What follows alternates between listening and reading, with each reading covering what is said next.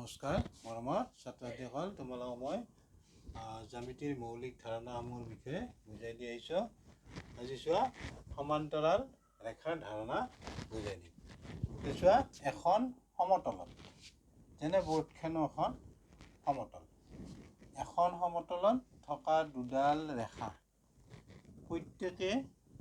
প্ৰত্যেকৰ পৰা সম দূৰত্বত থাকিলে ৰেখা দুডালক পৰস্পৰ সমান্তৰাল ৰেখা বুলি কোৱা হয়।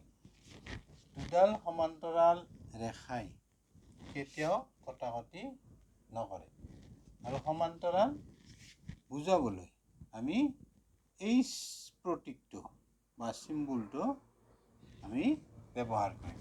যেনে চোৱা, এই ছবিটো চোৱা, এই ৰেখা দুডালৰ মাজত, অৰ্থাৎ এইখিনি ঠাইত, এই ৰেখা দুডালৰ মাজৰ দূৰত্ব আৰু এইখিনি ঠাইত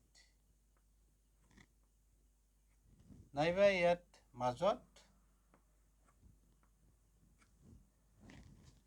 দূৰত্ব সমান, অৰ্থাৎ এই ৰেখা দুডালৰ এইখিনি ঠাইত মাজৰ দূৰত্ব নাইবা এইখিনি ঠাইত নাইবা এইখিনি সকলো ঠাইতে ইহঁতৰ মাজৰ দূৰত্ব সমান। তেনেকৈ এই ৰেখা দুডালৰ মাজৰ যিকোনো ঠাইতে মাজৰ দূৰত্ব সমান।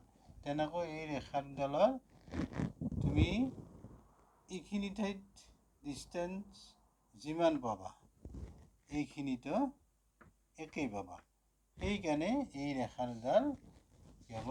সমান্তৰাল। প্ৰত্যেকৰ পৰা সমান দূৰত্বত আছে। যিকোনো ঠাইতে তুমি এই ৰেখা দুডালৰ মাজৰ দূৰত্ব সমান পাবা, আৰু তেতিয়া আমি এই ৰেখা দুডালক সমান্তৰাল ৰেখা বুলি ক'ম।